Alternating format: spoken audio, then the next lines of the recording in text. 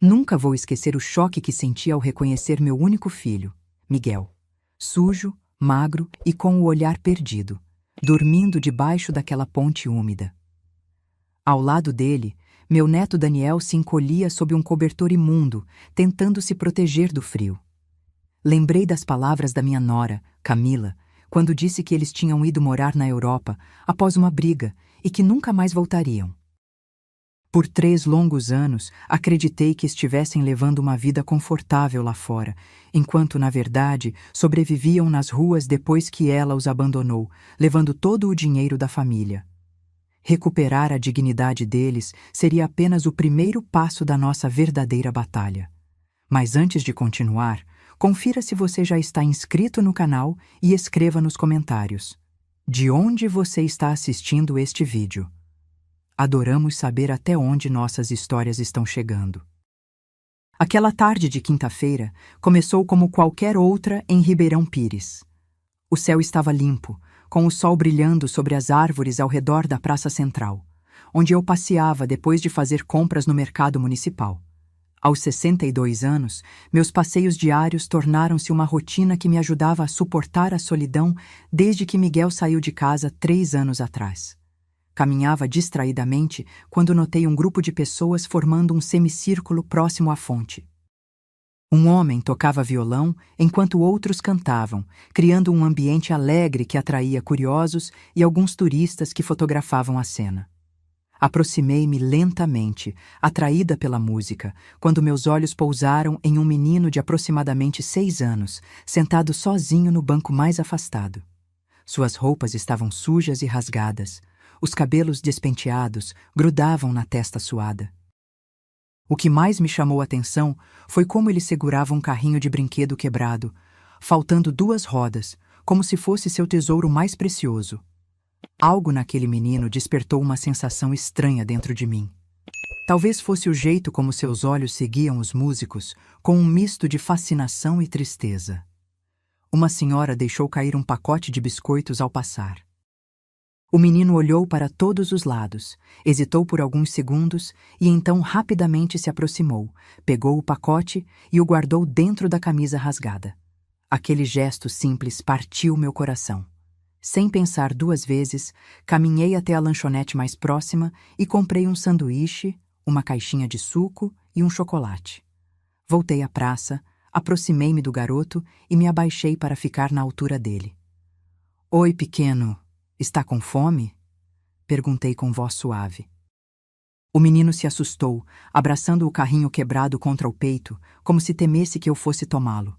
Seus olhos grandes e escuros fixaram-se nos meus com desconfiança. "Tudo bem, não vou machucar você", continuei, oferecendo o lanche. "Pode pegar, é seu." Ele hesitou, olhando ao redor, como se procurasse alguém que lhe desse permissão. Finalmente, com a mão trêmula, pegou o sanduíche e começou a comer rapidamente. Foi quando notei. Na lateral direita do pescoço, quase escondida pela gola suja da camisa, havia uma pequena marca de nascença em formato de meia-lua, idêntica à que Miguel tinha, idêntica à que meu neto Daniel deveria ter. Meu coração disparou. Minhas mãos começaram a tremer enquanto observava cada detalhe do rosto daquele menino. O formato do nariz, as sobrancelhas grossas, o queixo levemente pontiagudo, eram os traços da nossa família. "Como você se chama?" perguntei, tentando controlar o tremor na voz. O menino terminou o último pedaço do sanduíche antes de responder timidamente: "Daniel." O mundo parou por um instante. O barulho da praça, a música, as conversas, tudo silenciou em meus ouvidos. Daniel, meu neto, o filho de Miguel que deveria estar em Madrid com os pais. "Onde está seu pai, Daniel?" consegui perguntar com a voz falha. Ele apontou para o outro lado da praça. "Papai está dormindo perto da ponte. Ele trabalhou a noite toda e disse para eu esperar aqui." Meu corpo inteiro tremeu. Segui a direção que o menino apontava, em direção ao pequeno córrego que cortava a praça, onde uma velha ponte de pedra servia como passagem. Ao me aproximar, vi várias pessoas deitadas na sombra, enroladas em cobertores e papelões. Moradores de rua. "Pode me levar até ele?" Pedi, segurando a mão pequena e suja de Daniel. Ele hesitou novamente, mas depois assentiu, guardando a caixinha de suco para mais tarde. Caminhamos lentamente entre as pessoas até chegarmos a um homem deitado de costas para nós, coberto por um pedaço de lona. Papai! Daniel chamou baixinho, cutucando o homem. Tem uma senhora aqui. O homem se moveu lentamente e se sentou. Estava magro, com barba longa e desgrenhada, cabelos sujos e roupas rasgadas. Mas mesmo através daquela aparência devastada, reconheci imediatamente os olhos do meu filho. Miguel. Nossos olhares se encontraram. Vi o momento exato em que ele me reconheceu. O choque estampado em seu rosto emaciado, seguido por uma expressão de vergonha tão profunda que doeu em minha alma. Mãe? Sua voz era apenas um sussurro rouco. Caí de joelhos na terra úmida, incapaz de me manter em pé diante daquela visão. Meu filho, meu único filho, que eu acreditava estar vivendo confortavelmente na Europa com a esposa e o filho, estava ali, reduzido a um farrapo humano, sobrevivendo debaixo de uma ponte. Miguel, meu filho. O que aconteceu com você? Ele abaixou a cabeça, escondendo o rosto entre as mãos trêmulas. Vá embora, mãe. Por favor, não quero que me veja assim. Daniel olhava confuso de um para o outro. Vovó? Ele perguntou com a voz inocente.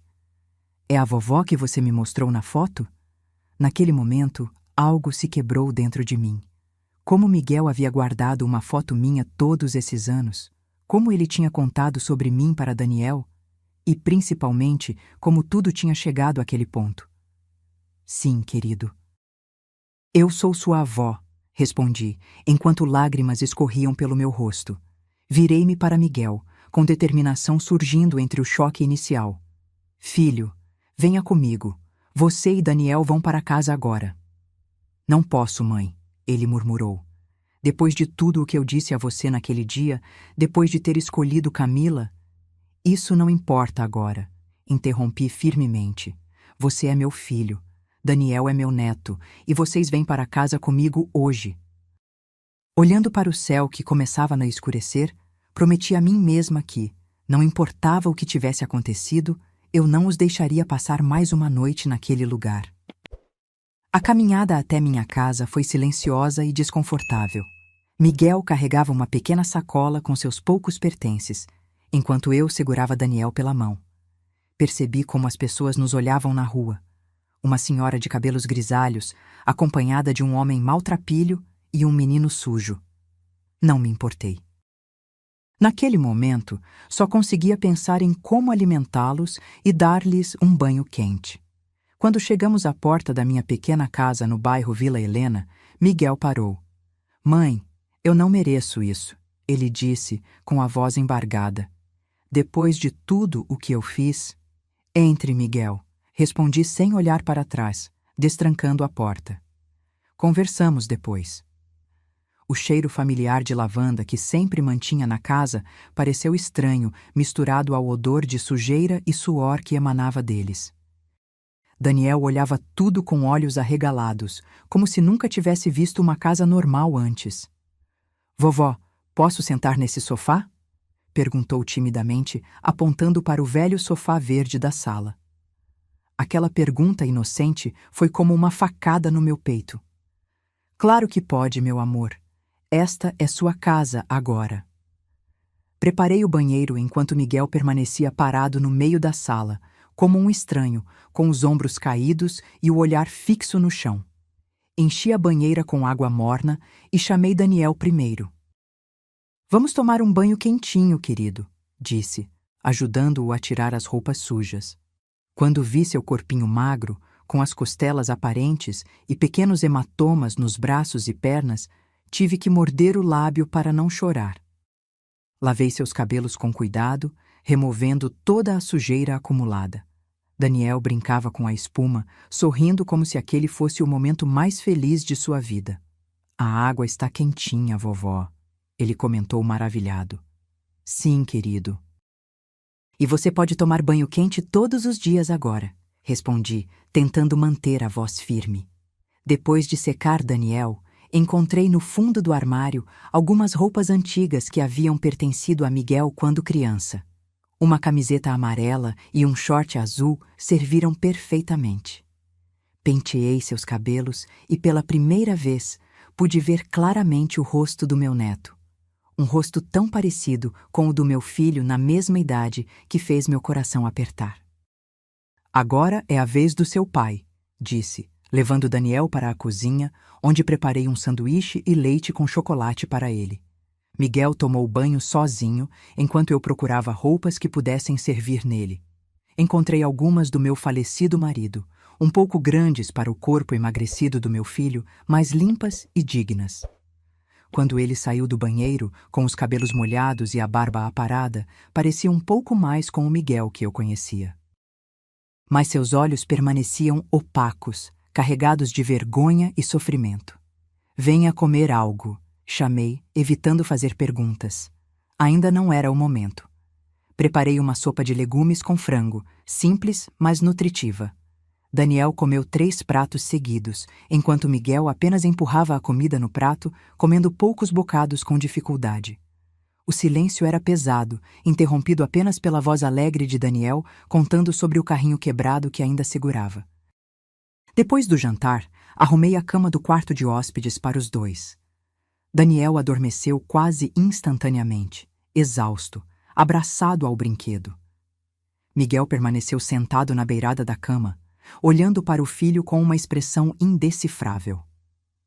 Amanhã conversamos, disse eu, tocando seu ombro levemente. Descanse agora. Mas nem eu nem Miguel conseguimos dormir naquela noite. Por volta das 2 da manhã, encontrei-o sentado na varanda dos fundos, olhando para as estrelas. Sentei-me ao lado dele com 2 xícaras de chá. Obrigado, mãe. Ele murmurou, aceitando a bebida quente. Por tudo. Ficamos em silêncio por alguns minutos, apenas ouvindo os grilos e o vento suave nas árvores. Finalmente respirei fundo e perguntei. O que aconteceu, Miguel? Camila me disse que vocês estavam indo para Madrid.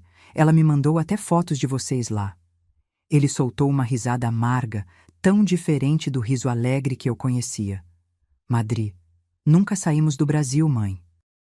Tudo foi uma mentira. Miguel respirou fundo, como se reunisse coragem para continuar. Suas mãos tremiam enquanto segurava a xícara de chá. Naquele dia, quando brigamos, eu estava cego. Camila me convenceu que você tentava controlar nossa vida, que não aprovava nada do que fazíamos. Ela dizia que para sermos felizes, precisávamos cortar relações com você. Lembrei-me daquele dia terrível. Miguel gritando acusações que eu nunca entendi, Camila chorando como se fosse a maior vítima do mundo, e eu, paralisada, vendo meu filho partir com palavras duras que ainda ecoavam em minha mente. Não preciso mais de você na minha vida. Ela já tinha tudo planejado, continuou ele, com a voz embargada. Disse que conhecia pessoas em Madrid que poderiam me arranjar um emprego muito melhor do que eu tinha aqui. Convenceu-me a vender o carro, sacar todas as economias, até pedir demissão do emprego. Meu coração apertou. Miguel era gerente em uma empresa de logística, tinha uma carreira promissora. Ela dizia que precisávamos do dinheiro para os primeiros meses lá, até eu começar a trabalhar. Eu acreditei em tudo, mãe. Fui um idiota completo. Suas mãos apertaram a xícara com força. Transferi todo o dinheiro para a conta dela, porque ela disse que tinha contatos que facilitariam o processo do visto. Assinei procurações, autorizações. Nem li direito os documentos. Miguel fez uma pausa, respirando com dificuldade. Percebi que cada palavra era dolorosa para ele. No dia do suposto voo, fomos até o aeroporto. Ela estava com todas as passagens, documentos e nosso dinheiro. Pediu que eu esperasse com Daniel próximo à praça de alimentação, enquanto ela resolvia o check-in e outras burocracias. Esperei por horas. O voo foi chamado várias vezes, até que anunciaram a última chamada. Uma lágrima escorreu pelo seu rosto magro. Quando percebi que algo estava errado, corri até o balcão da companhia aérea. Eles me informaram que o nome dela constava na lista de passageiros e que o avião já havia decolado. Mas Daniel e eu não estávamos em nenhuma lista. Meu Deus! Sussurrei, começando a entender a dimensão da tragédia. No dia seguinte, ela me ligou de um número desconhecido. Estava rindo, mãe. Rindo da minha estupidez. Disse que eu merecia aquilo por ter confiado nela e duvidado da minha própria mãe. Que o dinheiro mal cobria o que ela merecia depois de anos comigo e que eu deveria agradecer por ela ter deixado Daniel, porque inicialmente pretendia levar nosso filho também. Senti um calafrio percorrer minha espinha. A ideia de Daniel também ter sido levado era aterrorizante. Descobri depois que ela havia entrado com pedido de divórcio semanas antes, alegando abandono de lar. Como eu havia assinado aqueles papéis sem ler, perdi praticamente tudo. Nossa casa, nossas economias. Tentei procurar ajuda legal, mas sem dinheiro para um advogado e sem documentos, não consegui nada. Por que não me procurou, filho? Perguntei com a voz embargada. Miguel abaixou a cabeça, com os ombros caídos em derrota.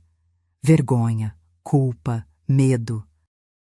Depois de tudo o que eu havia dito a você, como poderia voltar pedindo ajuda?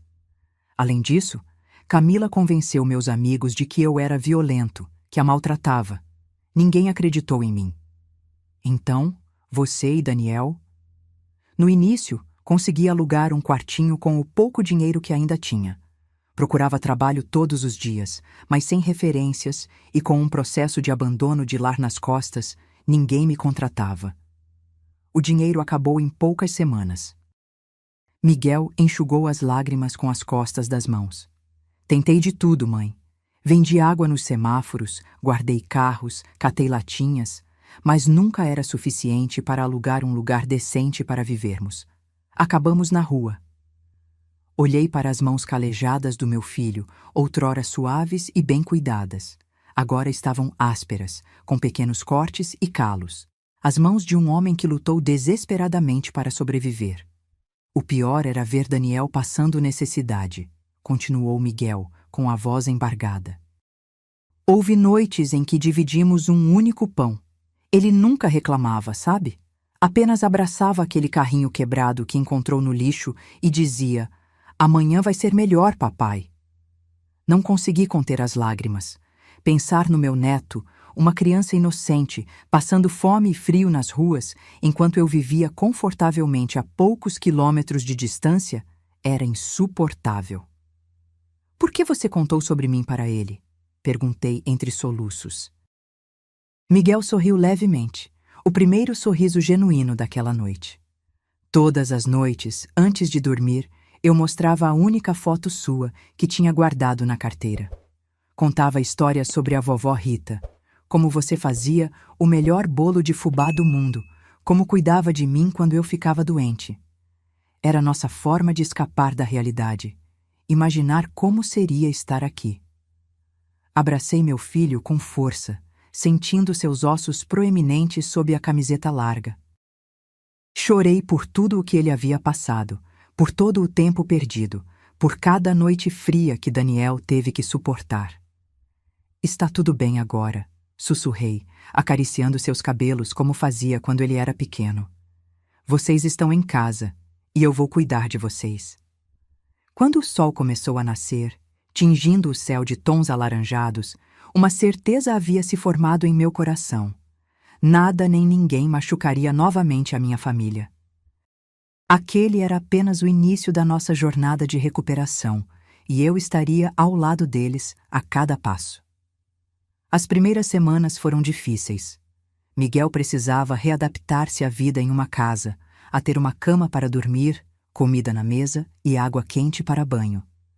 Por várias vezes, encontrei-o dormindo no chão ao lado da cama, como se o colchão fosse desconfortável demais, após tanto tempo dormindo sobre papelões.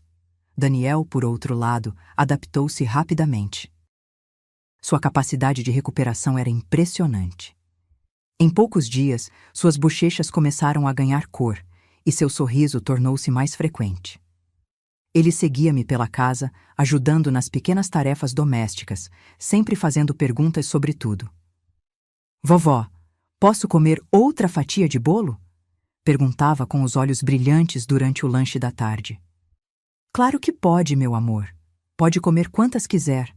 respondia eu, enchendo seu prato novamente. Matriculei Daniel na escola do bairro. No primeiro dia, ele estava tão nervoso que se agarrou às minhas pernas, com medo de que eu não voltasse para buscá-lo. O diretor, compreensivo após eu explicar brevemente nossa situação, designou uma professora especialmente paciente para acompanhá-lo. Ele perdeu praticamente 2 anos de escolarização, explicou a professora Marta após a primeira semana. Mas é um menino muito inteligente. Com apoio adequado, logo alcançará os colegas. Miguel, por sua vez, parecia perdido. Passava horas sentado na varanda, olhando para o nada, como se ainda não acreditasse na reviravolta de sua vida. Tentei convencê-lo a procurar trabalho, mas a vergonha e o medo da rejeição o paralisavam. "Ninguém vai me contratar, mãe", dizia ele com amargura. "Olha para mim, pareço um mendigo." "Você não é um mendigo", respondi firmemente. "É meu filho, um homem trabalhador que passou por dificuldades, mas que vai se reerguer." Aos poucos, comecei a envolvê-lo nas tarefas da casa. Minha pequena oficina de costura nos fundos do quintal, onde eu fazia pequenos concertos para complementar minha aposentadoria, tornou-se nosso ponto de encontro. Miguel começou a me ajudar com tarefas simples: cortar tecidos, separar botões, organizar as encomendas. Um dia, enquanto eu lutava com uma encomenda urgente de 20 uniformes escolares, meus olhos já cansados, mal conseguindo enfiar a linha na agulha, Miguel se aproximou. "Deixa eu tentar, mãe", ofereceu-se. "Seus olhos estão cansados." Observei surpresa enquanto ele, com precisão e paciência, completava a costura que eu havia começado. Suas mãos, antes hesitantes, moviam-se com surpreendente habilidade. "Onde aprendeu a costurar assim?" perguntei admirada. Miguel deu de ombros. "Nas ruas, aprendi a consertar nossas roupas. Não podia deixar Daniel com os joelhos de fora no inverno." Algo se acendeu em minha mente. "Miguel, você conseguiria fazer uma calça jeans a partir de um modelo?" Ele pensou por um momento. "Acho que sim. Posso tentar." Nos dias seguintes, Miguel dedicou-se a aprender mais sobre costura. Observava-me atentamente, fazia perguntas, estudava os moldes antigos que eu guardava. Para minha surpresa, ele tinha um talento natural. Suas mãos, que haviam enfrentado trabalhos pesados para sobreviver, agora criavam com delicadeza. A primeira peça que ele fez sozinho foi um short para Daniel. Não era perfeito, mas o sorriso orgulhoso no rosto do meu filho quando viu o neto experimentando a roupa não tinha preço. "Ficou muito bom, papai!" exclamou Daniel, rodando para mostrar o short novo. Vi os olhos de Miguel brilharem pela primeira vez em muito tempo. Aquele pequeno momento de realização parecia ter despertado algo dentro dele. Nossa pequena oficina começou a crescer. As clientes, inicialmente desconfiadas do homem magro e silencioso que agora me ajudava, logo se impressionaram com a qualidade do seu trabalho. Miguel tinha um olhar para detalhes que eu, com minha visão já cansada pela idade, não conseguia mais ter. "Rita, esses ajustes estão perfeitos", comentou Dona Zulmira, uma cliente antiga, experimentando uma saia que Miguel havia ajustado. "Seu filho tem mãos abençoadas." O dinheiro extra que começamos a ganhar permitiu melhorias na casa. Compramos roupas novas para Daniel, material escolar de qualidade e até mesmo alguns brinquedos. O carrinho quebrado, no entanto, continuava sendo seu favorito, agora guardado cuidadosamente em uma prateleira sobre sua cama. Miguel gradualmente recuperava sua autoestima. Cortou o cabelo, deixou a barba bem aparada e seu corpo começava a ganhar peso de forma saudável. Às vezes, surpreendia-me ao ouvir sua risada, ainda contida, mas genuína, quando brincava com Daniel no quintal. As noites, porém, ainda eram difíceis. Frequentemente, acordava com os gritos de Miguel durante pesadelos. Corria para seu quarto e o encontrava suado, tremendo, murmurando incoerências sobre frio e fome. "Está tudo bem, filho", sussurrava, segurando sua mão. "Vocês estão seguros agora." Daniel também tinha suas dificuldades. Certa noite, encontrei-o escondendo pedaços de pão debaixo do colchão. "O que está fazendo, querido?" Perguntei suavemente, tentando não assustá-lo. Seus olhos se encheram de lágrimas. "Guardando para quando a comida acabar, vovó." Aquelas palavras quebraram meu coração. Sentei-me ao lado dele na cama e o abracei. "A comida não vai acabar, meu amor. Prometo que você nunca mais vai passar fome." Ele me olhou com aqueles olhos grandes e sérios, tão adultos em um rosto tão jovem. "O papai também promete isso, mas eu vejo quando ele deixa de comer para me dar a parte dele." Naquela noite, chorei silenciosamente em meu quarto, pensando em todas as cicatrizes invisíveis que meu filho e meu neto carregavam. O caminho para a recuperação seria longo, mas havia progressos. A pequena oficina continuava crescendo. Miguel demonstrava um talento especial para criar peças infantis, coloridas e resistentes, que logo ganharam fama no bairro. As mães adoravam os macacões e vestidos que ele desenhava, inspirado nas necessidades que havia observado em Daniel e outras crianças. Um dia, recebi uma ligação da escola. Meu coração acelerou, temendo que algo tivesse acontecido com Daniel. Mas, para minha surpresa, era um convite. "Senhora Rita, gostaríamos de convidá-la para a apresentação de Dia das Mães. Daniel foi escolhido para recitar um poema", informou a professora Marta com entusiasmo na voz. Desliguei o telefone com lágrimas nos olhos. Meu neto, que há apenas alguns meses vivia debaixo de uma ponte, agora estava se destacando na escola. A apresentação foi simples, no pátio decorado com flores de papel. Daniel, vestindo uma camisa azul que Miguel havia feito especialmente para a ocasião, subiu ao pequeno palco com as mãos trêmulas, segurando um papel. Sua voz fina e clara encheu o ambiente. "Mães são feitas de amor, de cuidado e proteção. Algumas nos dão a vida, outras nos dão o coração. Eu tenho 2 mães, uma que me deixou partir e uma que me acolheu quando precisei sobreviver. Minha avó é minha mãe do coração. Ela cuida, protege e me dá a mão. Obrigado, vovó, por seu amor sem fim, por fazer o sol brilhar novamente para mim." Não havia um único olho seco no pátio. A professora Marta abraçou Daniel, que correu para meus braços logo em seguida. Miguel, sentado ao meu lado, chorava silenciosamente, uma mistura de orgulho e dor em seu rosto. Aquele momento marcou uma virada. Como se finalmente todos nós aceitássemos que esta era nossa nova realidade. Imperfeita, marcada por cicatrizes profundas, mas ainda assim, nossa. A vida começava a encontrar seu ritmo. Miguel agora administrava praticamente sozinho nossa pequena oficina, que já não era tão pequena assim. Contratamos Dona Zélia, uma senhora do bairro, para ajudar nas costuras mais simples, enquanto Miguel se dedicava aos modelos mais elaborados e eu cuidava do atendimento às clientes. Daniel prosperava na escola, fazendo amigos e recuperando rapidamente o tempo perdido. Seus pesadelos diminuíram, assim como o hábito de esconder comida. Ele voltava a ser simplesmente uma criança, com direito a brincadeiras, risadas e até mesmo birras ocasionais. Parecia que finalmente havíamos encontrado paz, até aquela tarde de terça-feira, quando a campainha tocou. Abri a porta distraidamente, esperando encontrar alguma cliente vindo buscar uma encomenda. Mas quem estava parada à minha frente era uma mulher elegante, de cabelos perfeitamente arrumados e unhas vermelhas impecáveis. Atrás dos óculos escuros de grife, reconheci imediatamente o rosto que tantas vezes havia aparecido em meus pesadelos. Camila. Meu corpo inteiro congelou. Por um momento, pensei que estava tendo uma alucinação. Como ela ousava aparecer ali, depois de tudo o que tinha feito? "Olá, Dona Rita", disse ela com um sorriso frio. "Quanto tempo, não?" Encontrei minha voz, que saiu mais firme do que eu esperava. "O que você quer aqui?"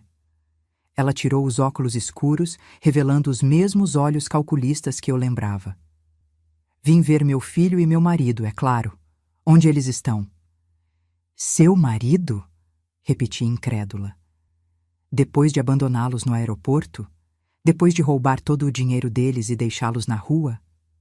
O sorriso dela não vacilou. Que exagero, Dona Rita. Miguel sempre teve um dom para o drama, não é? Vejo que ele contou a versão dele da história. Antes que eu pudesse responder, ouvi passos atrás de mim. Miguel havia saído da oficina ao ouvir vozes. Ele ficou paralisado ao ver Camila, como se tivesse visto um fantasma. Todo o progresso dos últimos meses, a confiança recuperada, a postura mais ereta, pareceu desmoronar em segundos. Seus ombros caíram e o medo voltou aos seus olhos. Camila? Sua voz era apenas um sussurro. Olá, Miguel, ela respondeu docemente, mas pude detectar a malícia por trás da doçura. Você está com ótima aparência. Parece que estar com a mamãe fez bem a você. Dei um passo à frente, colocando-me entre ela e meu filho. Você não é bem-vinda. Tentar novamente, M. Continuar aqui. Diga o que quer e vá embora. Esta é minha casa, e aqui você não tem direitos. Miguel deu um passo para a frente, recuperando um pouco de sua postura. Como você nos encontrou, Camila? Ela sorriu, ajeitando a bolsa de grife no ombro. Ribeirão Pires é uma cidade pequena, querido. As pessoas falam. Ouvi sobre uma pequena oficina de costura que estava fazendo sucesso com roupas infantis desenhadas por um homem talentoso. Não foi difícil ligar os pontos. Percebi seu olhar percorrendo a fachada da casa, avaliando tudo com desdém. Mas havia algo mais em seus olhos. Cálculo, como uma predadora avaliando a presa. Onde está meu filho? Perguntou, tentando olhar por cima do meu ombro. Ele está na escola, respondi secamente. Lugar onde crianças devem estar. Coisa que você não pareceu se importar quando o abandonou. Camila suspirou teatralmente. Que drama, Dona Rita. Eu nunca abandonei ninguém. Tive que sair do país para resolver problemas urgentes. Demorei mais do que esperava para voltar, mas agora estou aqui, para recuperar minha família. Miguel soltou uma risada amarga que me surpreendeu. Família? Que família, Camila? A que você deixou no aeroporto? A que passou fome nas ruas por 3 anos? São mentiras, Miguel, ela disse, com falsa indignação. Deixei dinheiro suficiente para vocês. Se você gastou tudo, não é minha culpa. Além disso, por que não procurou ajuda? Sua mãe estava aqui o tempo todo. Aquelas palavras eram como facas, calculadas para atingir as inseguranças de Miguel, para fazê-lo duvidar de si mesmo novamente. Vi seu rosto empalidecer e, por um momento, temi que ele acreditasse nela outra vez. Mas, para minha surpresa, Miguel permaneceu firme. Chega de mentiras, Camila. Vá embora. Não temos nada para você aqui. Ela mudou de estratégia, seus olhos subitamente enchendo-se de lágrimas. Como pode falar assim comigo? Sou a mãe do seu filho. Daniel precisa de mim. Daniel tem tudo o que precisa, respondi, mantendo-me entre ela e Miguel. Agora, se não se retirar voluntariamente, terei que chamar a polícia.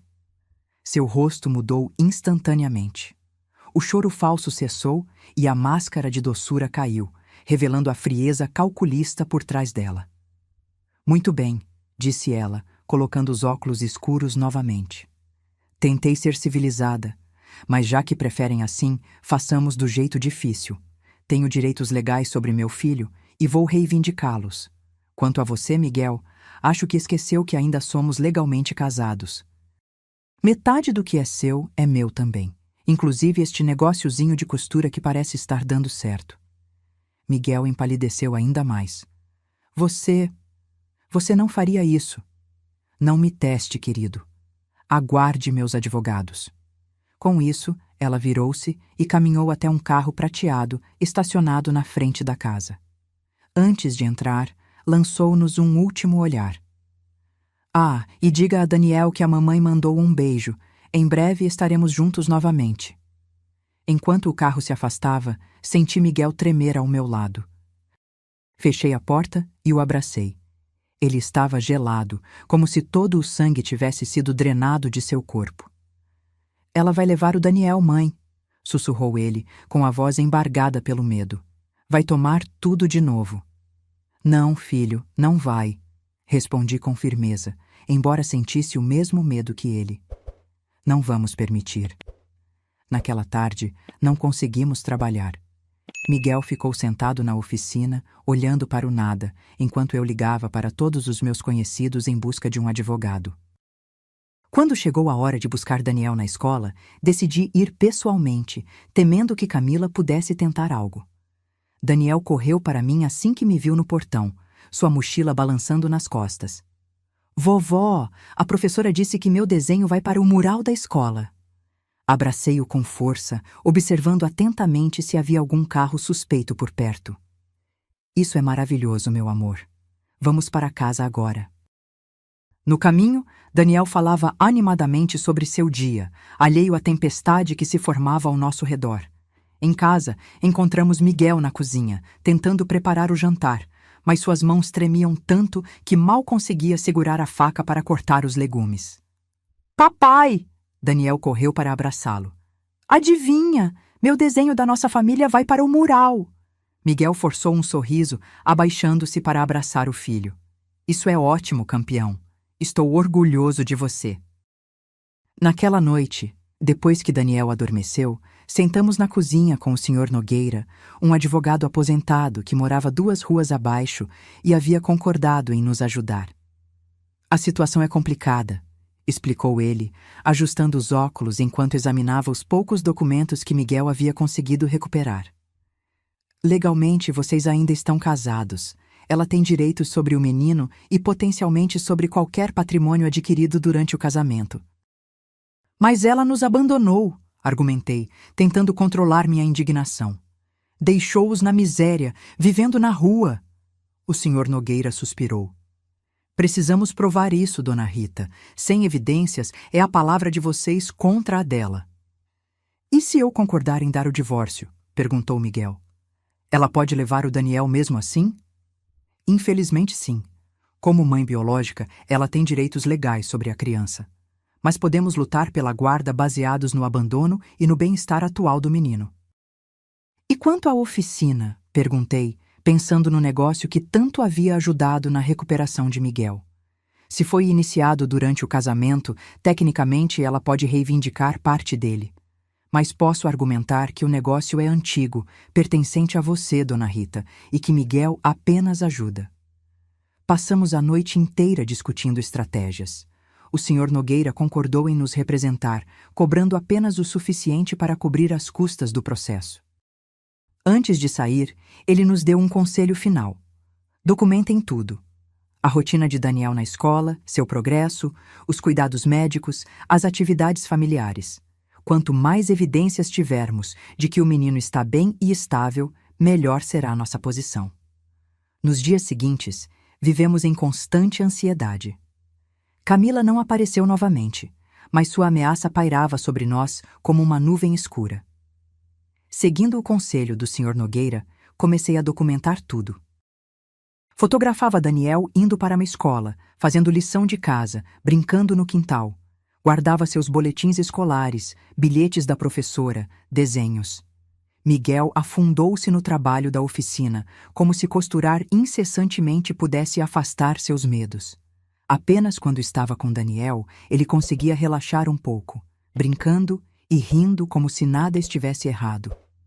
Uma semana depois, recebemos a primeira notificação judicial. Camila estava solicitando visitas supervisionadas com Daniel. O Senhor Nogueira nos aconselhou a não resistir a esse primeiro pedido. Se negarmos, pareceremos irrazoáveis. Melhor aceitar, mas sob condições controladas. No sábado designado, Daniel estava nervoso. Havíamos explicado, da maneira mais suave possível, que sua mãe queria vê-lo. Mas por que ela voltou agora? Perguntou ele, confuso. Ela não gostava mais de mim. Miguel ajoelhou-se diante dele, com os olhos marejados. Não é verdade, filho. Sua mãe, ela teve problemas. Mas isso não significa que não goste de você. Mesmo após tudo o que Camila havia feito, Miguel ainda tentava proteger Daniel de verdades dolorosas. Seu coração de pai não permitia que ele envenenasse a imagem da mãe para o filho. A visita aconteceu em uma sala neutra no fórum da cidade, supervisionada por uma assistente social. Ficamos no corredor, Miguel andando nervosamente de um lado para o outro, enquanto eu tentava acalmá-lo. Quando Daniel saiu, 1 hora depois, seu rosto estava confuso. Ele correu para os braços de Miguel e ficou em silêncio durante todo o caminho para casa.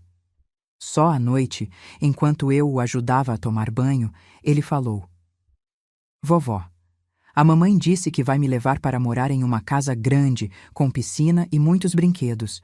Disse que eu vou ter um quarto só meu, com tudo o que eu quiser. Meu coração afundou. Camila estava usando promessas materiais para tentar seduzir a criança. E você quer ir, meu amor? Perguntei, tentando manter a voz calma. Daniel ficou em silêncio por um momento, brincando com a espuma da banheira. Não quero deixar o papai. Ele fica triste quando eu não estou. Abracei-o com força, com lágrimas nos olhos. Ninguém vai separar você do papai, querido. Prometo. As semanas seguintes foram um turbilhão de audiências, documentos e depoimentos. Camila havia contratado um advogado caro que tentava pintar Miguel como um pai negligente que havia alienado o filho da mãe por anos. Apresentou documentos mostrando que tinha um bom emprego, uma casa espaçosa e todas as condições para oferecer o melhor a Daniel. Nosso lado apresentou evidências do abandono, depoimentos de pessoas que tinham visto Miguel e Daniel vivendo nas ruas, registros médicos mostrando o estado de desnutrição do menino quando o encontramos, o progresso escolar desde que ele passara a viver conosco. A assistente social que havia supervisionado as visitas também depôs a nosso favor, destacando o vínculo forte entre Daniel e o pai, e como o menino parecia tenso com a mãe. Em uma das audiências, o juiz pediu para conversar diretamente com Daniel em seu gabinete. Esperamos ansiosamente do lado de fora, temendo que a criança fosse persuadida pelas promessas de Camila. Quando ele voltou, parecia calmo. O juiz não revelou o conteúdo da conversa, mas notei um olhar diferente em seus olhos quando observava Miguel abraçar o filho, um olhar de compreensão. A batalha pela oficina também continuava. Camila argumentava que, como o negócio havia prosperado durante o casamento, tinha direito à metade dos rendimentos. O senhor Nogueira conseguiu provar, através de documentos antigos, que a oficina de costura existia há anos como minha propriedade e que Miguel apenas trabalhava lá como funcionário, não como dono. Foram meses de luta judicial exaustiva. Cada pequena vitória era seguida por novos obstáculos. Camila parecia ter recursos infinitos e uma determinação implacável. Não era mais apenas sobre Daniel ou dinheiro. Era sobre vencer, sobre provar que tinha poder sobre nós. O pior momento veio quando ela solicitou a guarda temporária de Daniel, alegando que estávamos alienando o menino contra ela. O juiz felizmente negou o pedido, mas o susto foi tão grande que Miguel passou noites sem dormir, temendo que a qualquer momento pudessem tirar seu filho dele. Daniel, sempre sensível, percebia a tensão. Começou a ter pesadelos novamente, a se agarrar a Miguel quando ia para a escola, temendo não encontrá-lo na volta. A professora nos chamou, preocupada com sua distração nas aulas e seu isolamento dos colegas. É muito para uma criança suportar, comentou ela, com genuína preocupação. Ele precisa de estabilidade. Foi nesse momento crítico que algo inesperado aconteceu. Um dos clientes da oficina, dono de uma pequena loja de roupas no centro da cidade, ofereceu a Miguel a oportunidade de expor suas criações infantis em uma seção especial da loja. Seu trabalho é único, disse ele, examinando um macacão colorido que Miguel havia desenhado. Tem personalidade, funcionalidade e qualidade. Não vejo isso nas roupas industrializadas. Miguel hesitou, inseguro se poderia assumir esse compromisso em meio ao caos judicial. Mas eu o incentivei. É uma chance de mostrar ao juiz que você tem meios próprios, que construiu algo por seu esforço, argumentei. Além disso, o trabalho vai ajudar a manter sua mente ocupada. Ele aceitou. Nos dias seguintes, dedicou-se com intensidade renovada à criação de uma pequena coleção para a loja. Daniel o ajudava, dando opiniões sobre cores e estampas, testando o conforto das peças. O lançamento na loja foi um sucesso modesto, mas significativo. O dono da loja estava encantado com a reação dos clientes e imediatamente encomendou mais peças. Miguel voltou para casa naquela noite com um brilho nos olhos que eu não via há muito tempo. Vendemos quase tudo, mãe, ele contou, enquanto Daniel pulava ao seu redor entusiasmado. E o melhor, as pessoas estão perguntando quem criou as roupas, querendo conhecer a história por trás delas. Aquela noite foi um respiro em meio à tempestade. Jantamos juntos, rindo e planejando novas peças, como se não houvesse um processo judicial ameaçando nosso futuro. O Sr. Nogueira viu nesse sucesso uma oportunidade. Na audiência seguinte, ele apresentou ao juiz os registros das vendas, reportagens em jornais locais sobre o estilista revelação e depoimentos de clientes satisfeitos. Meu cliente não apenas reconstruiu sua vida após um período de extrema dificuldade, mas criou um negócio próspero através do seu talento e trabalho árduo, argumentou ele. Ele oferece ao filho não apenas estabilidade financeira, mas também um exemplo de superação e dignidade. Vi Camila estremecer de raiva do outro lado da sala. Seu plano de pintar Miguel como um fracassado desmoronava diante das evidências de seu sucesso. A decisão final do juiz chegou em uma tarde chuvosa de sexta-feira. Sentamos os três na sala de espera do fórum. Eu, Miguel e o Sr. Nogueira. Daniel estava na escola. Havíamos decidido poupá-lo daquele momento de tensão. Quando nosso nome foi chamado, entramos na sala com o coração acelerado. O juiz, um homem de meia idade com expressão grave, folheou os documentos em silêncio por alguns minutos que pareceram horas. Finalmente, ele ergueu os olhos e proferiu sua decisão. Após cuidadosa análise de todas as evidências apresentadas, este tribunal decide conceder a guarda principal de Daniel Vargas ao pai, Sr. Miguel Vargas, com direitos de visita supervisionada à mãe, Sra. Camila Santos, 2 vezes por mês. Senti as pernas de Miguel fraquejarem ao meu lado. Segurei seu braço para apoiá-lo, enquanto lágrimas silenciosas escorriam por seu rosto. O juiz continuou. Quanto à questão dos bens, o tribunal reconhece a oficina de costura Rita como propriedade exclusiva da senhora Rita Vargas, estabelecida anteriormente ao casamento. O desenvolvimento do negócio de criação de roupas infantis pelo Sr. Miguel Vargas é considerado fruto de seu trabalho individual durante o período em que estava efetivamente separado, ainda que não legalmente divorciado. Do outro lado da sala, Camila levantou-se abruptamente. Isso é um absurdo! Vou recorrer! O juiz a encarou com firmeza. A senhora tem esse direito, mas devo alertar que, considerando as evidências de abandono apresentadas, qualquer novo processo poderia resultar na revisão completa de seus direitos parentais. Esta corte priorizou o melhor interesse da criança, mantendo algum vínculo com a mãe, apesar das circunstâncias. Camila saiu da sala batendo a porta. Seu advogado nos lançou um olhar de desculpas antes de segui-la. Quando chegamos em casa, Miguel correu para buscar Daniel na escola. Eu fiquei na cozinha, preparando um bolo de fubá, o favorito de Miguel desde a infância, para celebrarmos aquela vitória que parecia impossível meses atrás. Ouvi risos no quintal e espiei pela janela. Miguel girava Daniel no ar, ambos rindo como não os via rir há muito tempo. Meu filho parecia ter tirado um peso enorme das costas. Ele estava de volta, não completamente, talvez nunca estaria exatamente como antes, mas estava ali, vivo, forte, olhando para o futuro com esperança. Naquela noite, enquanto Daniel dormia profundamente em seu quarto, Miguel e eu sentamos na varanda, observando as estrelas. Obrigado, mãe, ele disse, segurando minha mão. Por tudo.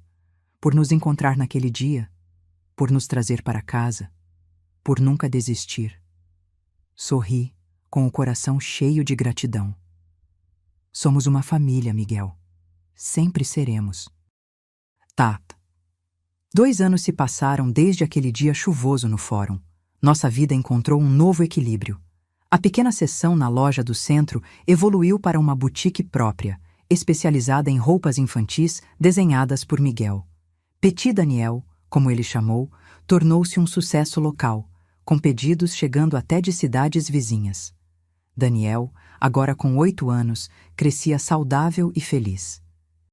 Os traumas dos anos difíceis ainda apareciam ocasionalmente, como quando guardava comida em seu armário após um filme sobre pobreza que assistiu na escola, mas eram cada vez mais raros. Ele se destacava nos estudos e havia descoberto um talento para desenho, ajudando o pai a criar estampas para as roupas. Camila cumpriu sua ameaça de recorrer, mas desistiu quando seu advogado a aconselhou sobre as poucas chances de sucesso. Ela continuava com as visitas supervisionadas, embora frequentemente cancelasse ou aparecesse apenas por alguns minutos. Daniel já não demonstrava ansiedade antes dessas visitas. Elas haviam se tornado apenas uma rotina em sua vida. Miguel havia se transformado.